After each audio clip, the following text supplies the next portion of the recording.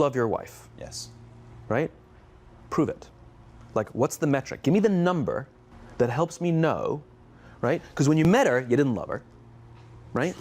Now you love her, right? Tell me the day the love happened. It's an impossible question, right?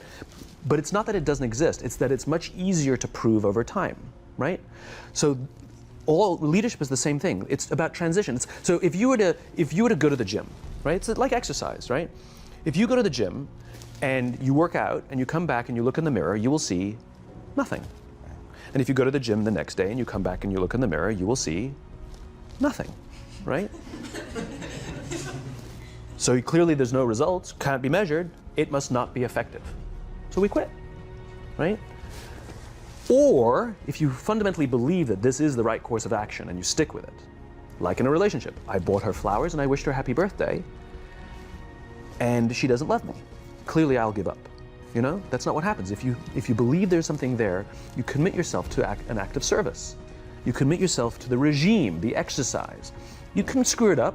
You can eat chocolate cake one day. You can skip a day or two. You know, it allows for that. But if you stick with it consistently, I'm not exactly sure what day, but I know you'll start getting into shape. I know it. And the same with the relationship. It's not about the events. It's not about intensity. It's about consistency. Right? You go to the dentist twice a year, your teeth will fall out. You have to brush your teeth every day for 2 minutes. What does brushing your teeth twice a day for 2 minutes do? Nothing. Unless you do it every day, twice a day for 2 minutes. Right? It's the consistency. Going to the gym for 9 hours does not get you into shape. Working out every day for 20 minutes gets you into shape. So the problem is we treat leadership with intensity.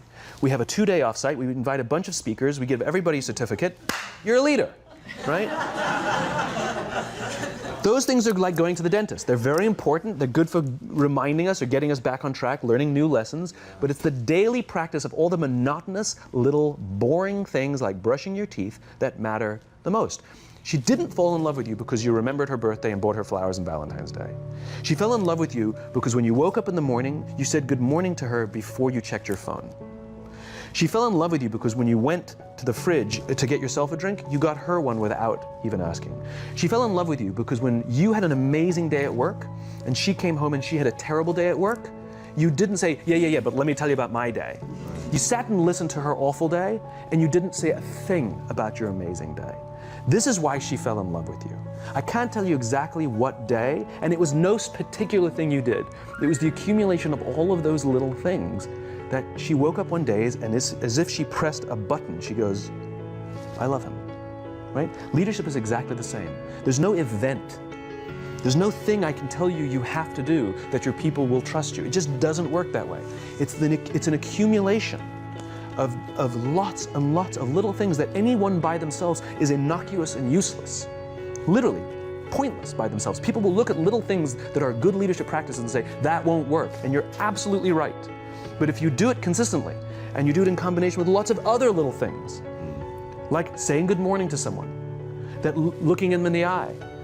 My friend George, who's a 3-star general in the Marine Corps, he says his test for leadership, and I love this, he goes, his test for a good leader is if you ask somebody how their day is going, you actually care about the answer. Right? The number of times we're walking to a meeting, we're rushing, we go, how are you? Not good, I got to get to you later, I'm late for a meeting. Right. If you ask the question, you were standing there and you were listening to the answer.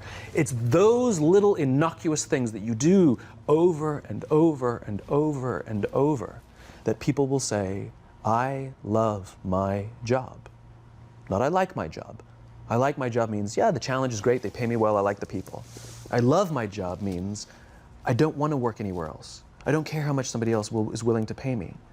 I'm devoted to the people here, and I care desperately about the people here as if they were my family. In business, we have colleagues and coworkers. In the military, they have brothers and sisters. That's how they think of each other, right? If you really have a strong corporate culture, the people will think of each other like brothers and sisters. It's like a family, right? No, brothers and sisters. Deep love. Fight, but the love doesn't go away. Right? Bicker, the love doesn't go away. And I'll fight with my sister, but if you threaten my sister, you're going to have to deal with me. Right. Right? We'll fight internally, we'll bicker with each other, but nobody's going to hurt each other, and if anything from the outside shows up, you're looking at a unified front. brothers and sisters. Now, how do you create brothers and sisters out of strangers? Common beliefs, common values, you know? Parents, in other words, executives who care about their children's success, who care to raise their children, teach them skills, discipline them when necessary, help them build their self-confidence so that they can go on and achieve something more than you could have ever imagined achieving for yourself.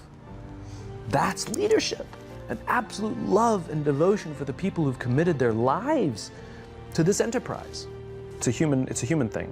So just as you know how your body feels after a good workout, and you know how your body feels after a big greasy meal, you know that one is good for you and one is not, despite what it may taste like.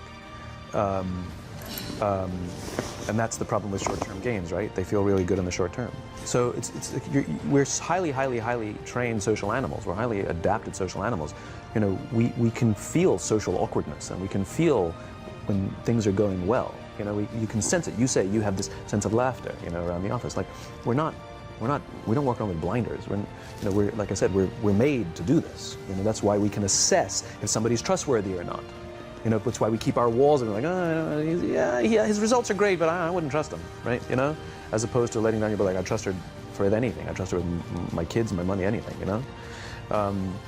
So we're highly attuned animals, and so we're good at sensing it. But I will say there is a caveat to your metric of laughter, which is a decent one, is that scale breaks things, right, in human beings. As I said before, we're not made for populations bigger than about 150-ish.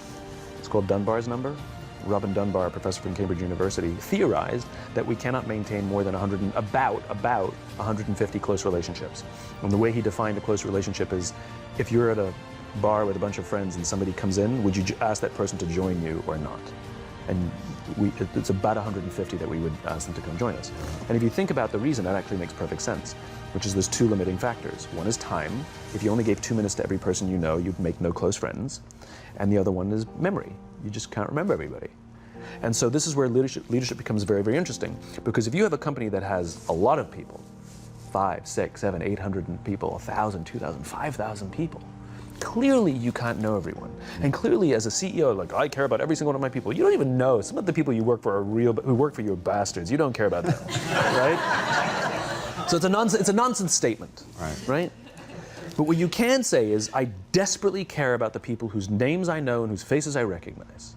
And I care desperately about my leadership, and I instill in them every day that I will give them the tools, and I will take care of them with one purpose and one purpose only, that they will take care of the people in their charge. And I want those people to take care of the people and instill in them that they take care of the people in their charge. And then by the time you get down to the masses, where the actual 1,000 exist, because of the seniors it's like 20, right? Where the real 1,000 exist, they feel about 150 of them can look to one of their direct leaders, to one of their direct managers, and say, that person cares about me. That's our boss, that's my boss, that's my leader. Not the leader, it's the CEO.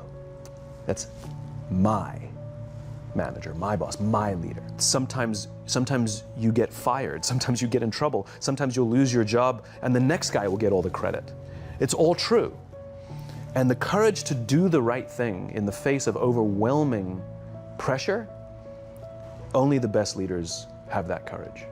Only the best leaders. And here's the folly.